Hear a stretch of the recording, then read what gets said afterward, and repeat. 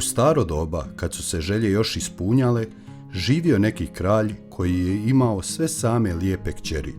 No najmlađa je bila tako lijepa, te se i sunce, koje je toliko svijeta vidjelo, uvijek divilo, kad god bi joj obasjalo lice. Nadaleko kraljevskih dvora prostirala se velika tamna šuma, a u šumi pod starom lipom bio studenac.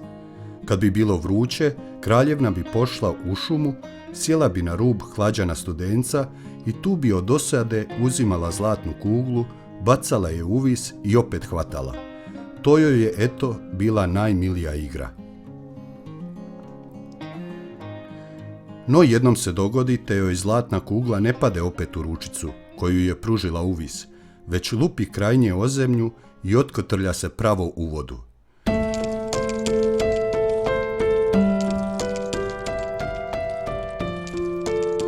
Kraljevna osta gledajući za njom, no kugle je nestalo, a studenac dubok, ne vidiš mu dna.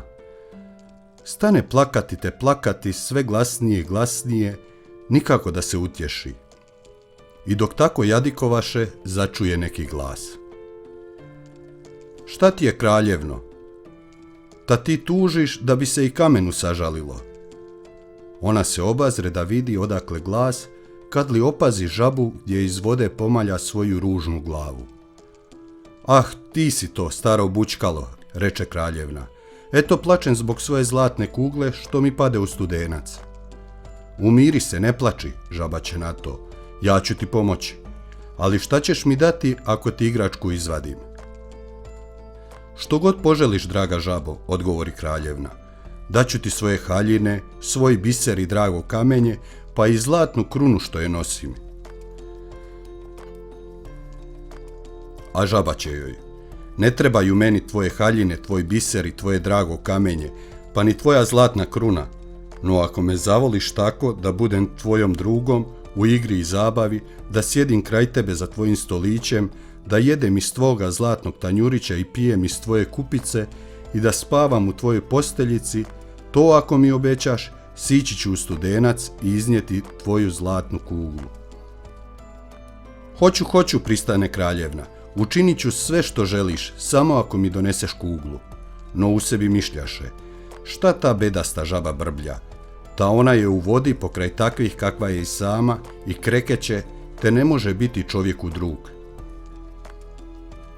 Kad je žaba čula obećanje, zaroni glavom, siđe u dubinu i začas opet ispliva na vrh vode.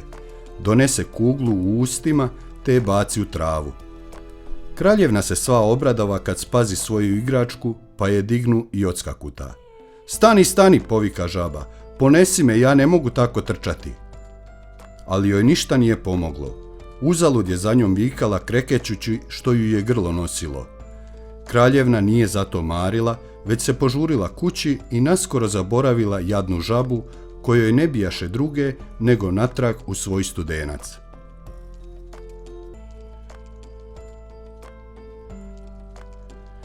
Kad je sutradan s kraljem i sa svim dvorjanicima sjedila za stolom i jela iz svoga zlatnog tanjurića, nešto se na jednom stade penjati uz mramorne stube.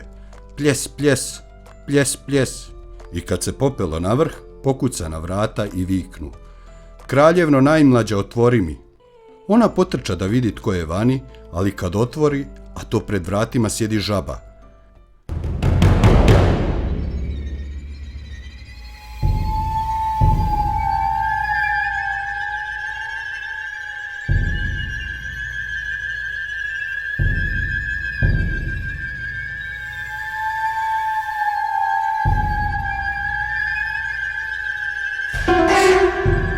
Brže zalupi vratima, sjede opet za stol i spopade je velik strah.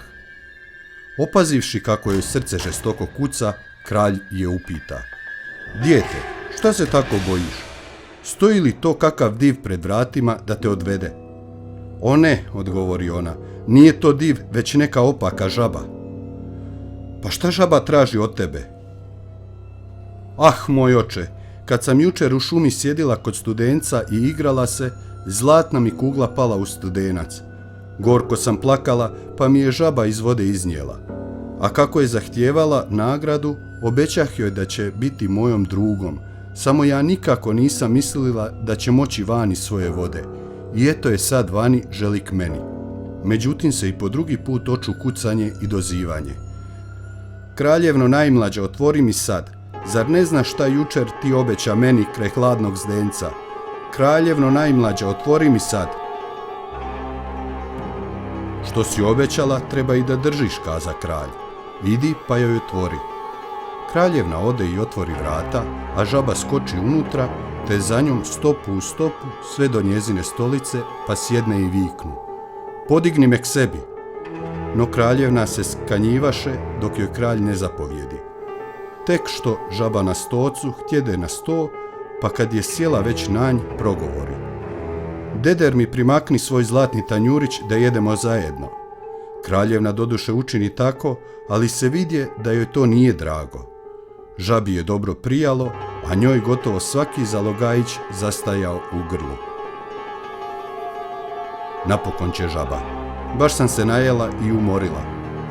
A sad me odnesi u svoju sobicu i napravi svoju svilenu posteljicu da spavamo.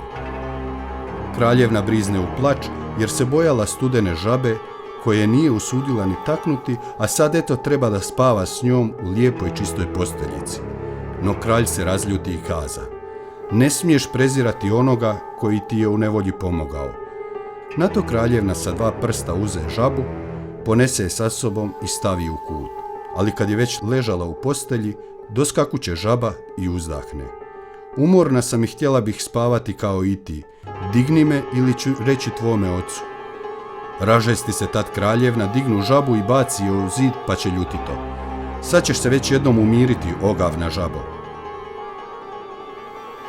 No kad žaba pade, to ne bi više žaba, već kraljević lijepih prijaznih očiju.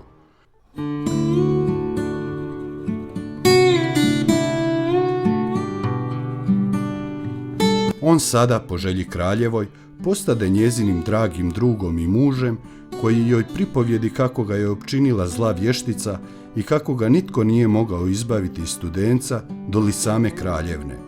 I dogovore se da će sutra zajedno u njegovo kraljevstvo. Zatim usnuše.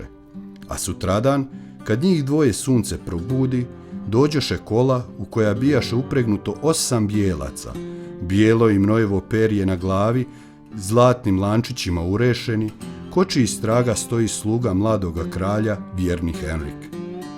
Vjerni se naime Henrik, kad mu se gospodar pretvorio u žabu, bio tako ražalostio da je svoje srce opasao sa 3 željezna obruča, kako mu ne bi puklo od bola i žalosti. Kola su imala mladog kralja odvesti u njegovo kraljevstvo. Vjerni Henrik digne oboje u kola, a sam stane od traga, sav razdragan zbog oslobođenja. Tek što su malo prošli, kad li kraljević oču neki prasak, kao da se nešto slomilo, okrenu se i doviknu Henriku: eto ti se kola lome. Nisu kola gospodaru, nego obruč na mom srcu, što je bol i bolovao kad ste žili u studencu, ondje žabom kad ste bili. Još je 2 put prasnulo, a kraljević je sveć mislio da se kola lome. Ali to samo obruči spadahu sa srca vjernome Henriku, jer mu gospodar bijaše slobodan i sretan.